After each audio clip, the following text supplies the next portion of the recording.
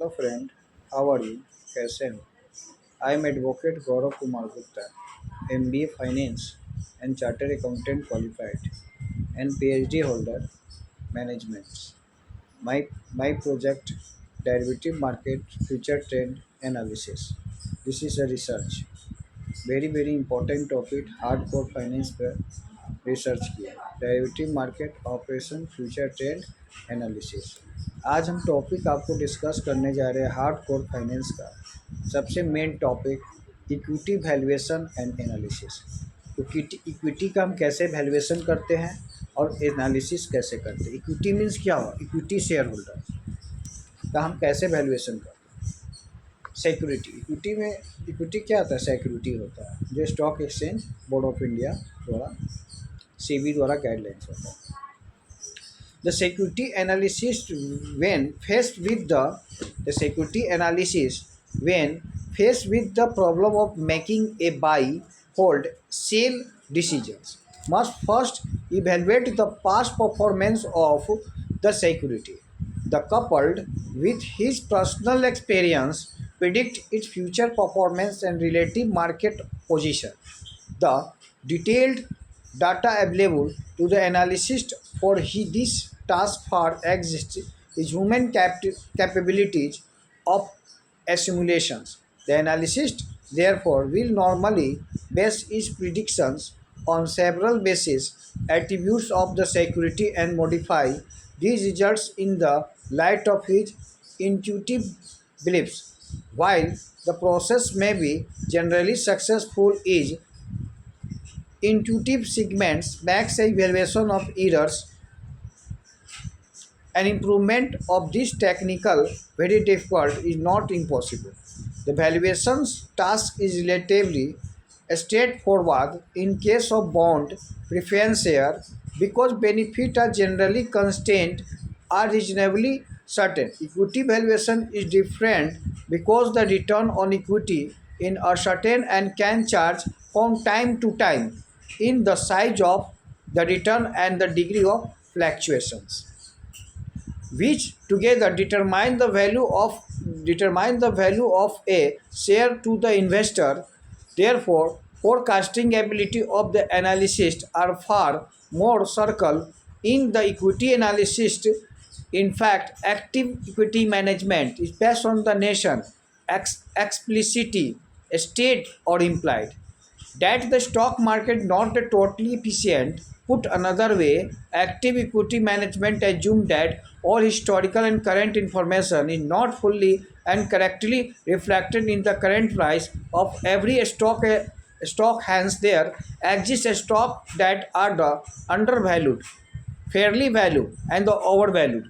The task of the active equity manager is to decide which stock or which are invest accordingly. By contrast, an investor equity manager who believes the market is efficient tends to favor and passive strategy, with indexing being the most common form the passive strategy.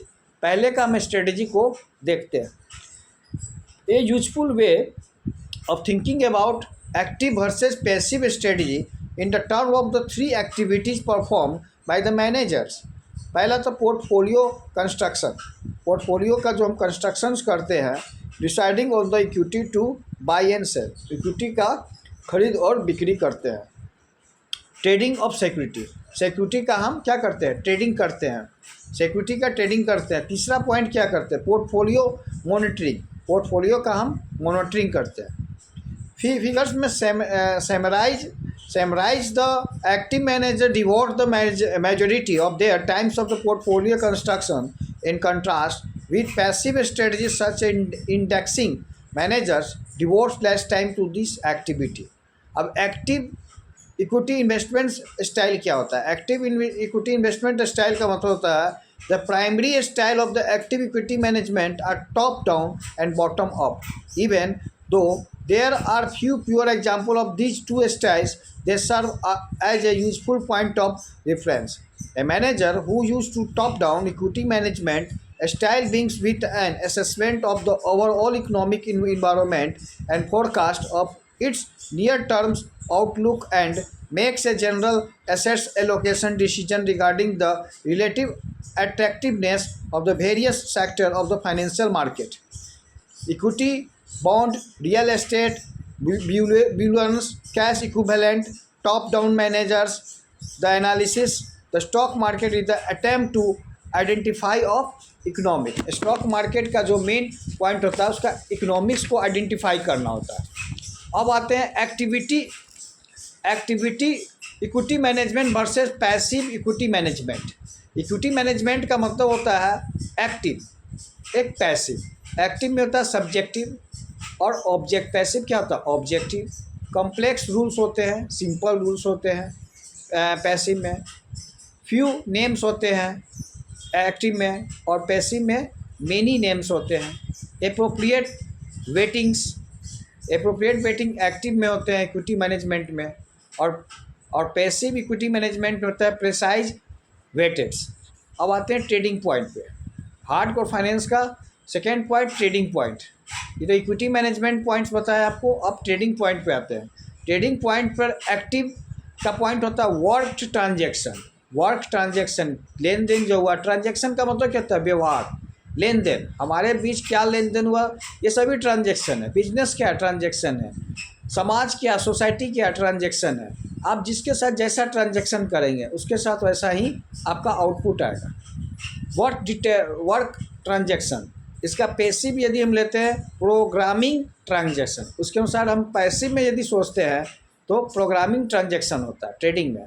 Active trading में क्या होता है? Few names होते हैं, कुछ नाम्स होते हैं. Few means कुछ, मेनी नेम्स. पैसिव में क्या होता है? बहुत से नाम्स होते हैं. कैश रिजर्व एक्टिव में आते हैं, लेकिन पैसिव में क्या है? फुल्ली वेस्टेड होते हैं. फुल्ली इन्वेस्टमेंट किया जाता है. अब मॉनिटरिंग सिस्टम में आइए. इक्विटी का management, active equity management versus passive equity management का हम आपको ये कॉन्सेप्ट बता रहे हैं. Active means monitoring. Active monitoring में होता है इनफ्रीक्वेंट, ठीक है, और अप्रॉक्सीमेट होता है, ठीक है. पैसिव में होता है कंस्टेंट मीन्स लगातार, कंस्टेंट होना, लगातार होना. डिटेल्ड होना. अप्रॉक्सीमेट मीन्स अप्रॉक्सीमेट लेते हैं कि मैंने लगभग. इनफ्रीक्वेंट मीन्स कभी कभी. लेकिन पैसिव में कंस्टेंट होता है, लगातार होता है. कंस्टेंट पॉइंट को देखते हैं. मॉनिटरिंग इसका क्या होता है? कंस्टेंट होता है पैसिव में. उसके बाद आते हैं sector and the industry that stand to gain loss for the manager. Economic forecast after identifying the attractive and unattractive sector industry. Top down manager finally select a portfolio individuals stock. This process the explained in figure 2. अब top down investment process. Top down का मतलब होता है economic forecast. Economic forecast का मतलब क्या है? Economic भविष्यवाणी. फोरकास्ट मीन्स क्या होता है? भविष्यवाणी. फाइनेंशियल मार्केट को हम दो भाग में डिवाइड करते हैं. पहला क्या था? Stock market. दूसरा क्या था? Other assets market. Assets allocation means क्या होता है? बांटना, संपत्ति को बांटना. संपत्ति का एलोकेशन कैसे करना? एब्जॉर्वेशन करना, एप्रोसिएशन करना, pro rata allotment.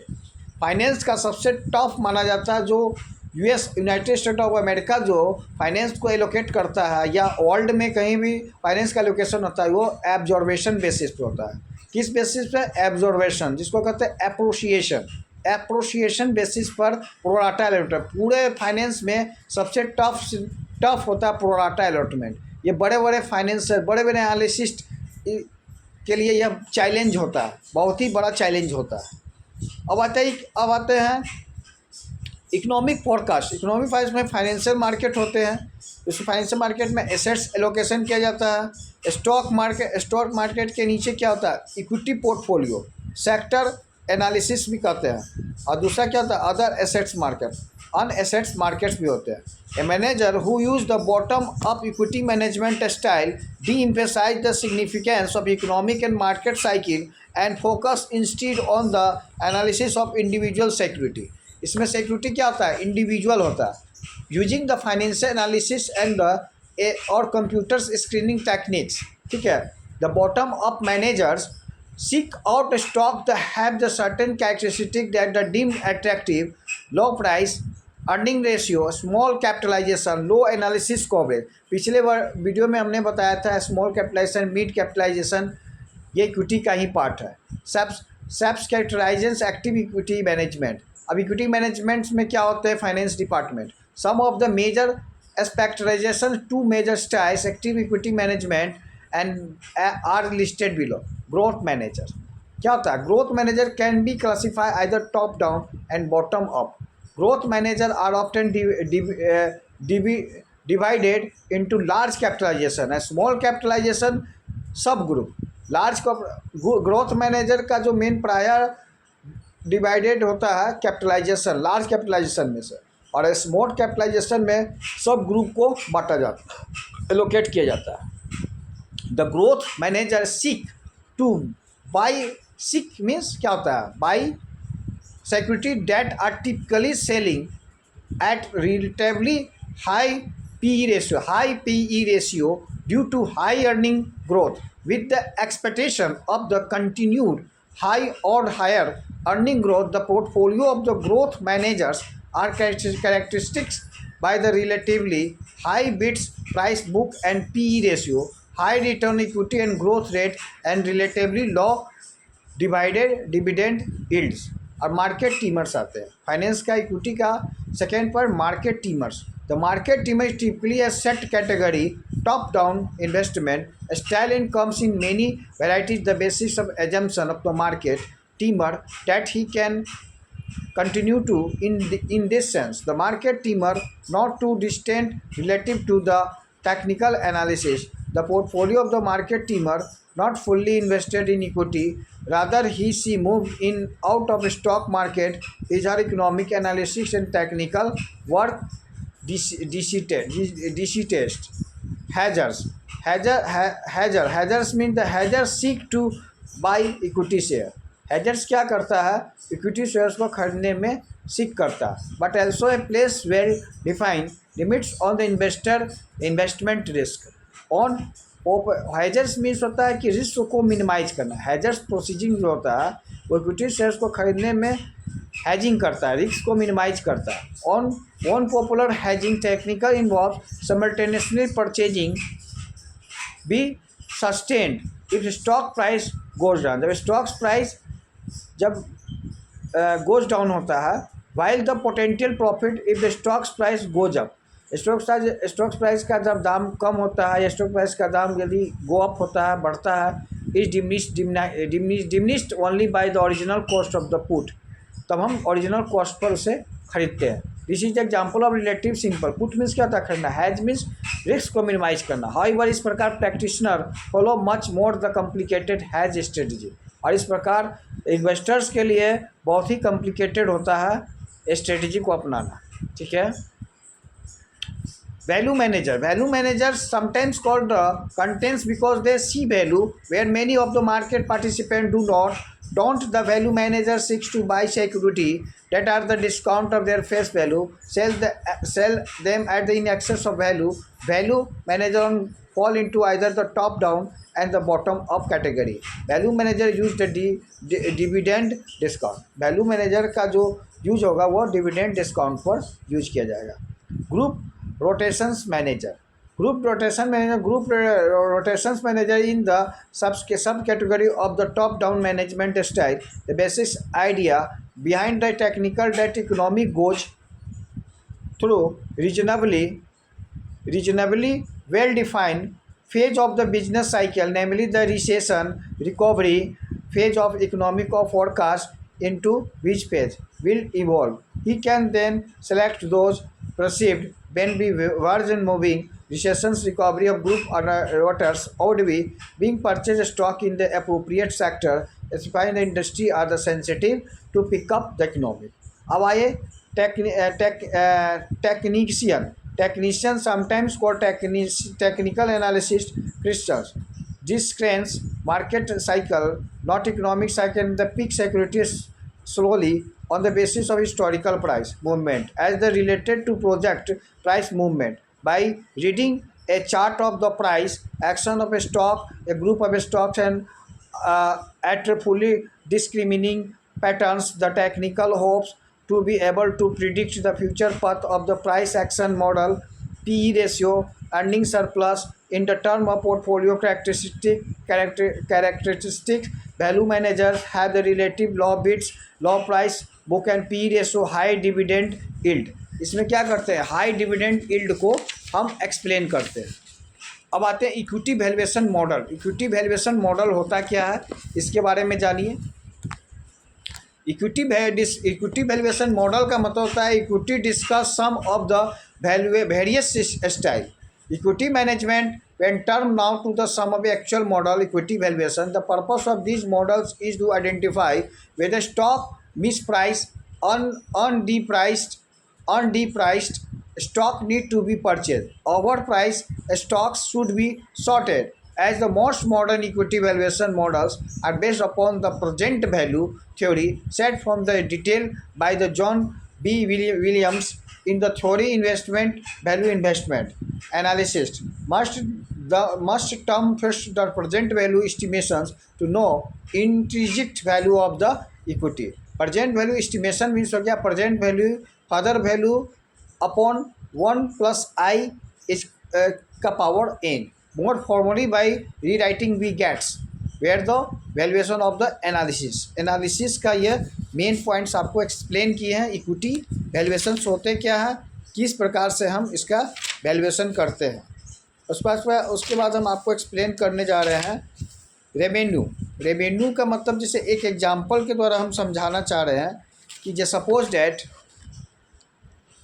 Example of two identical companies, माने दो आइडेंटिकल कंपनी ABC कंपनी और XYZ कंपनी। सपोज डैट कल्पना करते बोथ कंपनी, दो company have the same constant revenue, ठीक है, सेम रेवेन्यू कंस्टेंट कर रहा है, ठीक है, expense in each year over the 3 years period. और जो एक्सपेंस जो है प्रत्येक साल, ईच ईयर मीन्स क्या, प्रत्येक साल वो 3 years पीरियड के ऊपर वो खर्च कर रहा है। These constant revenue and cash expense excluding the depreciation, इसमें डिप्रिसिएशन को घटा देंगे क्योंकि डिप्रिसिएशन नॉन कैश आइटम माना जाता है। Yield the same constant annual cash flow and they are the stated as flow. अब रेवेन्यू मेरे पास 5 लाख है और XYZ के पास भी 5 लाख है, कैश एक्सपेंस भी 3 लाख है और 3 लाख XYZ कंपनी का, तो हमारे पास कैश फ्लो कितना हुआ। रेवेन्यू में से हम कैश एक्सपेंस को घटा दिए तो हमारा कैश फ्लो 2 लाख, 5 लाख में से 3 लाख चला गया, 2 लाख मेरा कैश फ्लो हो गया। उस 10 मीन्स इस प्रकार both company have the same rupees 2 lakhs cash flow in each of the 3 years of this hypothetical exam. Hypothetical भी एक प्रकार का यह एक प्रोसीडिंग्स है।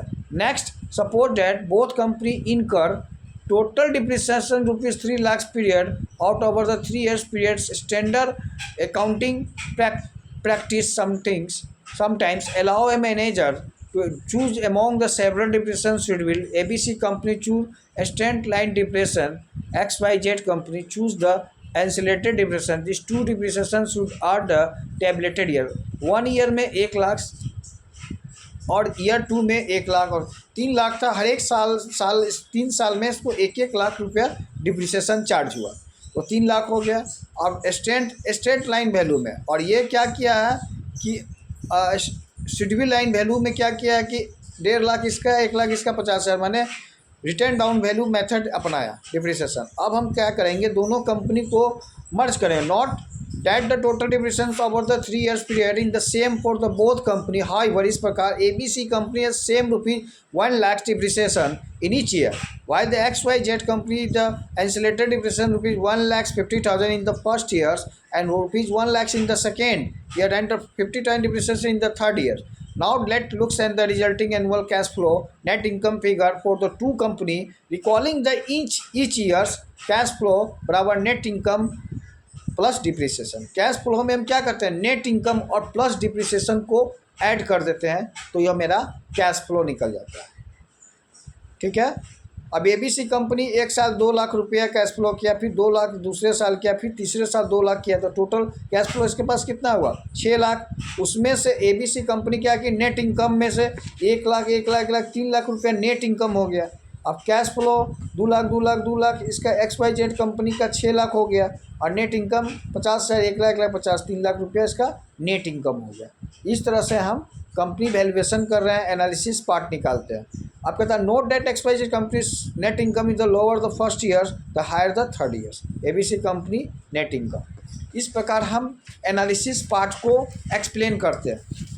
अब एक पॉइंट्स को हम और भी डील कर रहे हैं आपके सामने, अर्निंग प्रोसीजर्स के क्या होते हैं। रेशियो एनालिसिस में रिको ग्रुप क्या होते हैं, करेंट वैल्यू पर शेयर क्या होता है, 5 एवरेज प्राइस रेशियो क्या, growth rate, expected stocks price क्या होता है। इसको एक्सप्लेन करने के लिए आपको सबसे पहले तो हिस्टोरिकल कॉस्ट इक्विटी को पढ़ना पड़ेगा, उसके हर एक पॉइंट्स को देखना पड़ेगा। हिस्टोरिकल कॉस्ट होता क्या है, ब्रेक इवन पॉइंट्स होते क्या हैं, ट्रेंड्स क्या होते हैं, रैंडम वैल्यूएशन मॉडल्स होते क्या है, इंट्रांजिटिंग वैल्यू क्या होता है, रिलेटिव स्ट्रेंथ मॉडल्स क्या है, रिव्यू पिटीशंस में कंपनी जब डिस्क्रिमिनेटिंग ओपिनियन फाइल करती है तो इस सिचुएशन में क्या होता है।